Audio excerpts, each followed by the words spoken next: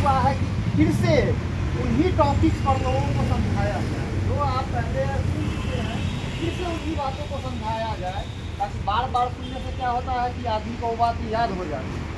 करत करत अभ्यास कर जड़मत बुद्ध सुजान, रसली आवत जात पे सिर पर पड़त निशान। तो आप एक ही बात को अगर बार बार सुनेंगे तो आपके जहन में वो बातें याद रहें। और ये ऐसी बातें हैं जो आपको पता ही है। क्या हमारा दायित्व है? सही समय पर ड्यूटी आना, कर्तव्य से अनुपस्थित नहीं होना। पता चलता है कि आप लोग यहाँ तो आते हैं, लेकिन जब प्रभारी महोदय जाते हैं आपको पोस्ट को चेक करते हैं तो पता चलता है कि अनुपस्थित पाए जाते हैं।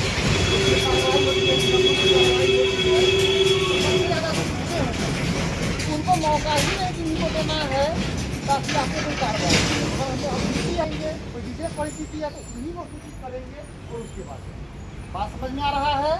हाँ, तो उनके संज्ञान में रहेगा तो कार्रवाई के भागीदार आप नहीं बनेंगे। ठीक है। अब सर जो टॉपिक 2 दिनों का हम लोग का था, एक तो पहला दिन का था टॉपिक हमारा कैसे वर्दी पहने, कैसा अपना हाव भाव रखिए, आपका टर्नआउट कैसा हो, और दूसरा कि मोटर व्हीकल एक्ट का उद्देश्य क्या होता है। तो पहला दिन का आप लोग जानते हैं, फिर भी एक संक्षेप में बोलना चाहेंगे कि वर्दी में क्या क्या है। वर्दी सिर्फ एक कपड़ा नहीं होता है, ये आपकी गौरव का विषय होता है, ये आपका जो है मान सम्मान का प्रतीक होता है। तो वर्दी को पहनते समय हमेशा गर्व महसूस करें, रोजाना उसको धुलाई करें, रोजाना आयरन करें, और वर्दी का जो जो कंपोनेंट है उसको अच्छे से पहनें। सबसे पहले कैप होता है, कैप को अच्छे से लगाएं। दूसरा आपका प्रॉपर बाल और दाढ़ी, वो रोजाना आप शेविंग करेंगे, अच्छे लगेंगे।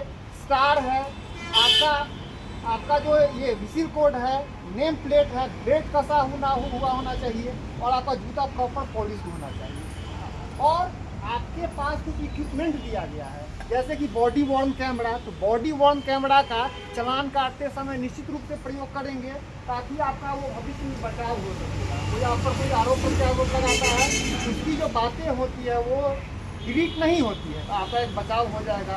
उसके बाद एक नया इक्विपमेंट आपको शोल्डर लाइट दिया गया है, उस शोल्डर लाइट का भी प्रयोग करेंगे। वो शोल्डर लाइट आपको ही बचाता है। जब रात में आप अकेले होते हैं, पुलिस वाहन जब आता है तो उसको लगता है नहीं कोई पुलिसकर्मी खड़ा है तो वो अपने वाहन को स्लो कर रहा है, तो आपके बचाव के लिए भी उस शोल्डर लाइट का प्रयोग करना है। ठीक है। उसके बाद जो आपका वर्दी तो क्लियर हो गया, उसका कंपोनेंट क्लियर हो गया, लेकिन आपका हाव भाव कैसा होना चाहिए, लोगों से आपका बातचीत करने का तरीका कैसा होना चाहिए। क्योंकि हर लोग परेशान रहते हैं, आपको बोलेंगे कि अरे बहुत ज़्यादा जाम लगा हुआ है, तो आप ऐसा नहीं है कि आप भी गुस्सा में आ जाए, उसको समझाना है। जो खड़े सब चीज़ें हटा रहे हैं, सब तालीम का व्यवहार कीजिएगा, तो आधा समस्या वहीं से समाप्त। मुझे लगता है कि वर्दी वाला पॉइंट आप पक्का क्लियर है। दूसरा बात जो आता है कि हमको जो पूरी शक्ति मिलती है वो एक कानून के द्वारा मिलती है, जिसको बोलते हैं मोटर व्हीकल एक्ट 1988। अब इस कानून का मूल उद्देश्य क्या है? देखिए, महत्वपूर्ण 2 बातें आपको याद करनी पड़ेगी। इस कानून का उद्देश्य क्या है? इस कानून का उद्देश्य कतई भी जुर्माना और पैसा वसूलना नहीं है, सरकार का राजस्व बढ़ाना इसका उद्देश्य नहीं है।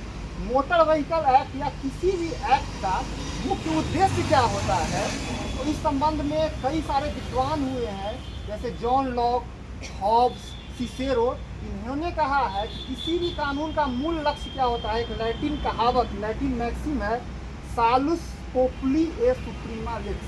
तो स्विट्जरलैंड का जब संसद में जाएंगे तो वहाँ भी यही बात लिखा हुआ है। इसका अर्थ होता है कि किसी भी कानून का मूल उद्देश्य क्या होता है, तो जनहित, वेलफेयर ऑफ पीपुल। तो जनता का लाभ, जनता का कैसे अच्छा हो, वो भी किसी कानून का मूल उद्देश्य होता है। अब देखिए, हम लोग को 2 चीज़ में फ़र्क समझना पड़ेगा कि साधन और साध्य, या साधन और लक्ष्य। हमारा लक्ष्य मोटर व्हीकल एक्ट का क्या है कि जनता सुगमता से अपने गंतव्य तक पहुंच सके। उसके लिए हम लोगों को साधन के रूप में चालान की व्यवस्था दी गई कि चालान आप क्यों करेंगे, ताकि सुगमता से लोग आ जा सके। अब हम लोग में क्या इसको होता है कि हम लोग साधन को ही साध्य समझ लेते हैं, और जैसे गए पोस्ट पर और चालान काट रहे हैं, चालान काट रहे हैं, जाम लगा हुआ है, कोई मतलब नहीं है। नहीं, आपका प्राथमिक लक्ष्य है जाम को छुड़ाना, न कि चालान को। जो सही ढंग से नहीं चल रहे हैं उनके ऊपर आपको चालान करना है। अगर ऐसा कभी एक दिन होता है कि आप एक भी चालान नहीं कर पाते, लेकिन आपका ट्रैफिक एकदम सुचारू रूप से चला, तो समझिए कि सबसे अच्छी ड्यूटी आपकी उसी ड्यूटी है। ठीक है, चालान काटना मूल लक्ष्य नहीं। तो एसपी साहब के द्वारा दिशा निर्देश दिया हुआ, उसमें स्पष्ट लिखा हुआ है कि चालान हमारा प्राथमिक उद्देश्य नहीं है। प्राथमिक उद्देश्य हमारा क्या है? सुचारू ट्रैफिक। उसमें कोई अगर उल्लंघन करता है, रॉन्ग साइड आ रहा है, बार बार करने पर हेलमेट नहीं पहनना है, उसके ऊपर निश्चित रूप से नहीं करवाएंगे। पीक आवर्स में, जैसे स्कूल का समय है, अस्पताल का समय है, ऑफिस का टाइम है, उस समय अगर आप चालान काटेंगे तो जनता पर बड़ा प्रतिकूल प्रभाव पड़ता है कि अरे दिन भर तो चालान ही काटते रहते हैं। तो जिस समय जाम की समस्या है उस समय चालान को ना काटे, जब फ्री समय होता है उस समय चालान का समन का कार्रवाई करेंगे। समझ में आ रहा है? Yes sir, no sir? Yes sir. चलिए ठीक है, पक्का। अब देखिए, चालान काटते समय 3 बातों का ध्यान रखें। पहला बिंदु होता है निष्पक्षता, दूसरा होता है समानता, तीसरा होता है तटस्थता। आप चालान काटते समय बिना भय और दबाव के चालान काटेंगे, लेकिन विनम्रता का प्रयोग करेंगे, शालीन भाषा का प्रयोग करेंगे। कोई हेलमेट नहीं पहने हुए है तो आप उसको ऐसा नहीं कि 2 गाली दे दिए और उसका चालान भी काट दिए, नहीं, उसको शालीनता से समझाना है कि जागरूकता फैलाना भी ट्रैफिक पुलिस का एक महत्वपूर्ण बात है। तो उनका चालान को काटेंगे, उनको समझाएंगे कि सर ये सिर्फ चालान के लिए नहीं, अगली बार से आप अगर हेलमेट पहनेंगे तो ये आपका जान और माल के लिए है। तो उनको समझाना भी है। बात समझ में आ रहा है? अब दूसरी बात होती है कि समानता।